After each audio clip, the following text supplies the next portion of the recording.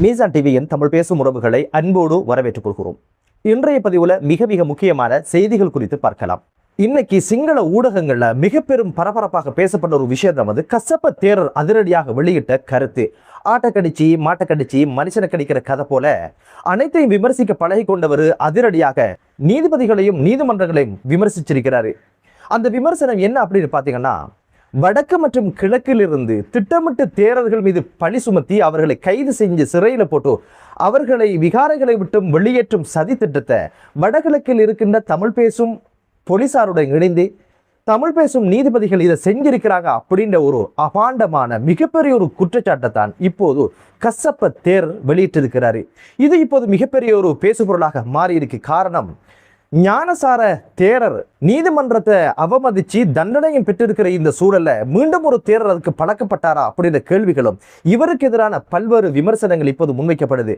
அதிரடியாக கைது செய்யணும், வழக்கு பதிவு செய்யணும் அப்படின்ற பல்வேறு கோஷங்கள் இப்போது எழும்ப ஆரம்பிச்சிருக்கு. இவருடைய விமர்சனம் என்ன, ஏது, எதன் பின்புலத்தில் இந்த விமர்சனத்தை முன்வைச்சாரு அப்படின்னு ஒரு விஷயத்தை விளங்குறதாக இருந்தா இது குறித்த ஒரு சம்பவத்தை நாங்க தெரிஞ்சு கொள்ளணும். அந்த சம்பவம் எப்படி பதிவாகுது, இதுல எப்படி ஒரு தேரர் சிக்கி கொண்டாரு, அந்த வழக்கு முடிவுகள் என்னாச்சு அப்படின்ற விஷயங்களை தெரிஞ்சிட்டா கசப்ப தேரருடைய விமர்சனம் எவ்வளவு பாரதூரமானது அப்படின்னு ஒரு விஷயத்தை உங்களால புரிஞ்சு கொள்ள முடியும். கடந்த மார்ச் மாதம் 28ஆம் தேதி மாலை பொழுதுல நாவட்குழி பிரதேசத்துல இருக்கின்ற ஒரு விகாரைக்கு வந்து அதுக்கு பக்கத்துல வாழ்ந்து வந்த 16 வயது சிறுமி வந்து ஃபில்டர் தண்ணி எடுக்கிறதுக்கு அங்க போறா. போய் வந்த சிறுமி வந்து தன்னை ஒரு பாலியல் துன்புறுத்தலுக்கு ஆளாக்கினார் தேரர் அப்படின்ற ஒரு செய்தியை தாய்கிட்ட சொன்னதுக்கு இணங்க உடனடியாக தாய் போலீசில் முறைப்பாடு வழங்க அதிரடியாக சாவகச்சேரி போலீசார் வந்து தேரரை கைது செய்து விசாரணை நடத்தினாங்க. சட்டம் அனைவருக்கு சமம் அப்படின்ற வகையில தேரரை வந்து 14 நாள் கழிதுன்ற மாதிரி விளக்கு மறியல்ல நீதிமன்றம் வச்சாச்சு. 14 நாட்களுக்கு பின்னால நீதிமன்றம் அவருக்கு பிணை வழங்கிச்சு.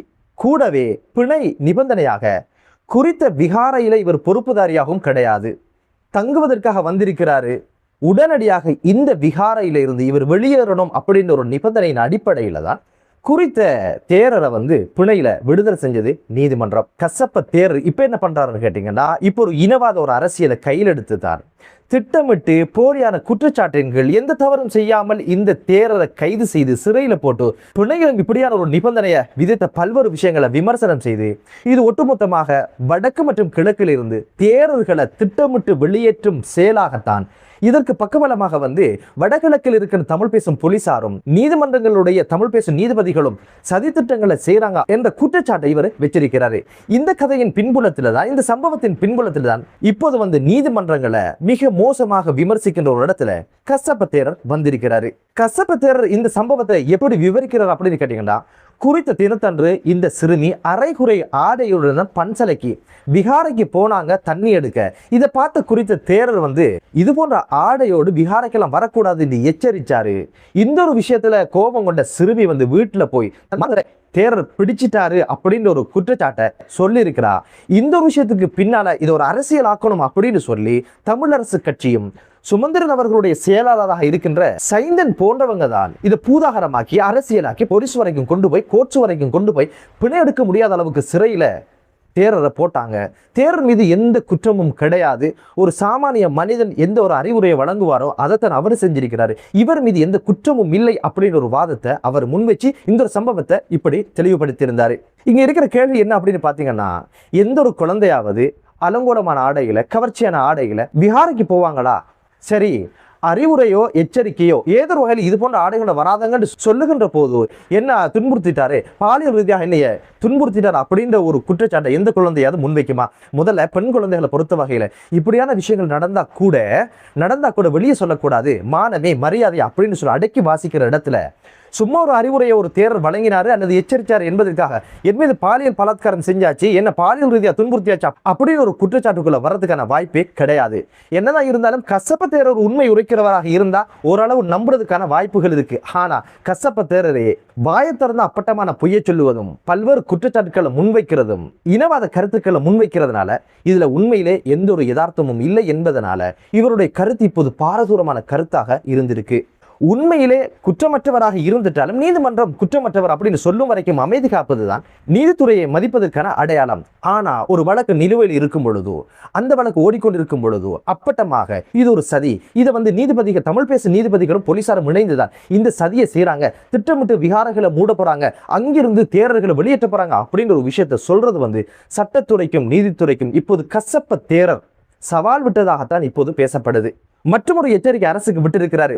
குறித்த தேரர் எந்த குற்றமும் செய்யப்படாமலே இப்போது அந்த விகாரிலிருந்து வெளியேற்றப்பட்டிருக்கிறாரு. துறவர 5 மாதங்கள் எட்டுது. இவர் ஒரு மாணவராக இப்ப கல்வி பயில்றாரு. இந்த ஒரு சூழ்நிலையில இப்ப குற்றமற்ற இந்த ஒரு தேரரை நீங்க வெளியேற்றியதுனால இப்போது இந்த குறித்த தேரர் மன உளைச்சல்ல தற்கொலை செய்கின்ற ஒரு இடத்துல தான் இருக்கிறாரு. அப்படியான ஒரு நிலையும் உருவாகிடும் என்ற அச்சம் இருப்பதாகவும் உடனடியாக புத்த சாசன அமைச்சு இந்த ஒரு விஷயத்துல தலையிட்டு உடனடியாக குறித்த விகாரைக்கு அந்த குறித்த தேரரை மீண்டும் அனுப்பி வைக்கணும். இதுக்கு நாங்கள் 2 வார கால அவகாசம் தாரோம், அதை நீங்க செய்யலண்டா ஒட்டுமொத்த புத்த சாசன அமைச்சுக்கு நாங்க வருவோம் அப்படின்னு ஒரு மிரட்டலையும் விட்டு இருக்கிறாரு. இது புத்த சாசன அமைச்சுக்கு விட்ட மிரட்டலா இல்ல நீதிமன்றத்தினுடைய தீர்ப்புக்கு விட்ட மிரட்டலா என்று கேட்டீங்கன்னா நிச்சயமாக நீதிமன்றத்தினுடைய தீர்ப்புக்கு விட்ட எச்சரிக்கையாகத்தான் இப்போது பேசப்படுது. காரணம் என்ன அப்படின்னு பாத்தீங்கன்னா, ஒரு இலக்கு சபையில தீர்வு சொல்லப்பட்ட ஒரு விஷயமாக இருந்தால் வேறு விதம். நீதிமன்றம் பிணை நிபந்தனையாக அந்த குறித்த விகாரைக்கு குறித்த தேரர் வரக்கூடாது அப்படின்னு ஒரு நிபந்தனை சொல்லிட்டா நிச்சயமாக அந்த ஒரு நிபந்தனை நடைமுறையில் இருக்கணும், அதுக்கு அனைவரும் செவிசாய்க்கணும் அப்படின்றதுதான் நாம் தெரிந்து கொண்ட சட்டவாக்கம். இது நீதிமன்றத்துக்கு நேரடியாக இவர் விட்ட மிரட்டலும் சட்டத்துறைக்கு விட்ட சவாலுமாகத்தான் இப்போது அது பார்க்கப்படுது. ஜனாதிபதிக்கு ஒரு கோரிக்கையை முன்வச்சிருக்கிறாரு. உங்களது அரசு பௌத்த மதத்துக்கு எதிராகவும் பௌத்தர்களுக்கு எதிராகவுமே நடந்து கொள்றீங்க. இவ்வாறு தேரர்கள் வெளியேற்றப்படும் பட்சத்துல அங்கிருக்கின்ற விகாரைகள் மூடப்படும்.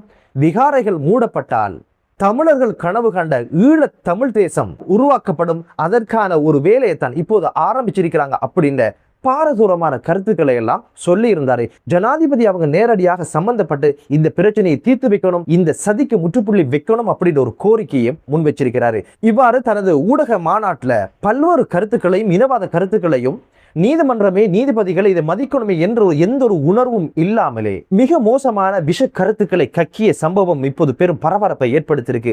இப்போது சமூக செயற்பாட்டாளர்கள், நடுநிலையான ஊடகவியலாளர்கள் எல்லாம் என்ன சொல்றாங்க அப்படின்னு கேட்டீங்கன்னா, கசப்ப தேரர் நீதிமன்றத்துக்கு மிகப்பெரிய ஒரு அச்சுறுத்தலை விட்டிருக்கிறாரு.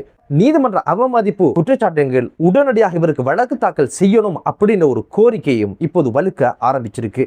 இது போன்ற தேரர்களால் நீதிமன்றங்களுக்கு சவால் விடுகின்ற கலாச்சாரம் நிறைவுக்கு வரணும். நீதிமன்றத்தை மட்டுமே இப்போது மக்கள் சுயாதீனமாக இருக்குது என்ற மிகப்பெரிய ஒரு நம்பிக்கையோடு வாழ்கின்ற இந்த சூழல்ல அதுக்கான எச்சரிக்கைகளும் அதுக்கான சவால்களும் விடப்படுவது என்பது ஏற்றுக்கொள்ள முடியாத ஒரு விடயம். அது யாராக இருந்தாலும் தராதரம் பார்க்காமல் சட்டத்தின் முன் இது போன்றவர்கள் நிறுத்தப்பட்டதற்கான தண்டனைகள் கொடுக்கப்படணும் அப்படின்றதுதான் இப்போது அனைவருடைய அபிலாசையும் அனைவருடைய வேண்டுதலும். பொறுத்தது பார்க்கலாம் இது குறித்து என்னென்ன நடவடிக்கைகளை அரசு மேற்கொள்ள போகுது அப்படின்னு சொல்லி. 110 கோடி பொறுமதியான குஷ் போதைப் பொருளை தாய்லாந்து கடத்தி வந்த மத போதகர்களுடைய சாதனை பற்றி இப்போது கசப்ப தேரர் அதிரடியான ஒரு கருத்தை சொல்லியிருக்கிறாரு. அவர் என்ன விமர்சனத்தை முன்வைக்கிறார் அப்படின்னு கேட்டீங்கன்னா, இந்த போதைப் பொருள் கடத்தலுக்கு பின்னால அரசுடைய சதி இருந்திருக்கு அப்படின்னு ஒரு விமர்சனத்தை முன்வச்சிருக்கிறாரு. இந்த ஒரு அரசு பௌத்தர்களுக்கு எதிராகவும் பௌத்த மதத்துக்கு எதிராகவும் செயற்படுவதனால பௌத்த மதத்துக்கு ஒரு அவமானத்தை ஏற்படுத்தணும், தேரர்களை அரசிடமிருந்து தூரமாக்கணும், மக்களிடையே இருக்கிற நல்ல அபிப்பிராயத்தை இல்லாமக்கணும் அப்படின்றதுக்காக ஏதோ 22 பேரை பிடிச்சு மொட்டை அடிச்சு இந்த ஆடைகளை அணிவிச்சு அரசு செலவழிச்சு தான் இந்த ஒரு விஷயத்தை செய்திருக்கும் என்ற சந்தேகம் அவருக்கு இருக்கிறதாக சொல்றாரு. அதுபோக சிறு பிராயத்திலிருந்தே துறவரம் பூண்டு ஒரு சாந்தமாக மத போதகர்களாக வாழணும் அப்படின்ற ஆசையோட துறவரம் போற இந்த துறவிகள் பல்கலைக்கழகம் போனதுக்கு பிற்பாடு அங்கிருக்கின்ற அரசியல் கட்சிகளுடைய சூழ்ச்சியினாலும் அவர்களுடைய நடவடிக்கையினாலும் அந்த தேரர்களுடைய சிந்தனையை மாற்றி மிக மோசமான ஒரு இடத்துக்கு தேரர்களை கொண்டு போய் விடுறாங்க. ஜேவிபி மற்றும் பெரட்டுகாமினி ஆகிய கட்சிகளுடைய மாணவ ஒன்றியங்கள் தான் இந்த ஒரு விஷயத்தை செய்யறாங்க. சாந்தமாக உள்ள போனவங்க ஆர்ப்பாட்டம் செய்கிற அளவுக்கும் அரசியல் செய்கிற அளவுக்கும் அரசியல் மேடைகளில் ஏறி கதறுகின்ற அளவுக்கும் சவால் விடுகின்ற அளவுக்கும் அதுபோக பண்பாட்டு விழுமியங்கள் எல்லாம் வீழ்ந்து போற அளவுக்கு அவங்களை மாற்றி அமைச்சிருக்கிறாங்க.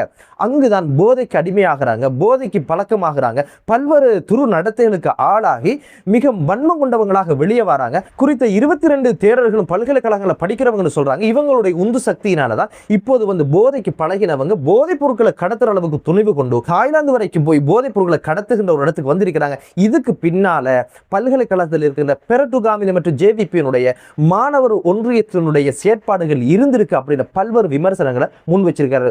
போற போக்க பார்த்தா எல்லாமே அரசனுடைய சதி அப்படின்னு சொல்ற இடத்துலதான் இப்போது வந்து கசப்ப தேருடைய நிலைமை மாறி போயிருக்கு. தேரர்கள் என்ன செய்தாலும் அது பற்றி எந்த ஒரு விசாரணையும் இருக்கக்கூடாது. ஏதோ ஒரு குற்றச்சாட்டு ஒரு தேரர் கைது செஞ்சால் அந்த விஷயத்தை வந்து பௌத்த மதத்துக்கு எதிரானது அப்படின்னு ஒரு மனநிலையில் தான் கசப்ப தேரர் நோக்குகின்ற ஒரு சூழ்நிலை உருவாகி இருக்கு. தேரராக இருந்தா என்ன, போதகராக இருந்தா என்ன, சட்டத்துக்கு மேலே யாரும் கிடையாது, சட்டம் அனைவருக்கு சமம் என்ற வகையில தான் நிச்சயமாக இது குறித்து அரசு கவனம் செலுத்தணும் அப்படின்ற ஒரு வினயமான ஒரு வேண்டுதலோடு இனவாதம் அல்லாத மதவாதம் அல்லாத ஒரு தேசம் உருவாகட்டும் என்று கூறி மற்றொரு காணொலியிலே உங்கள் அனைவரையும் சந்திக்கும் வரை விடைபெறுகிறேன். நன்றி.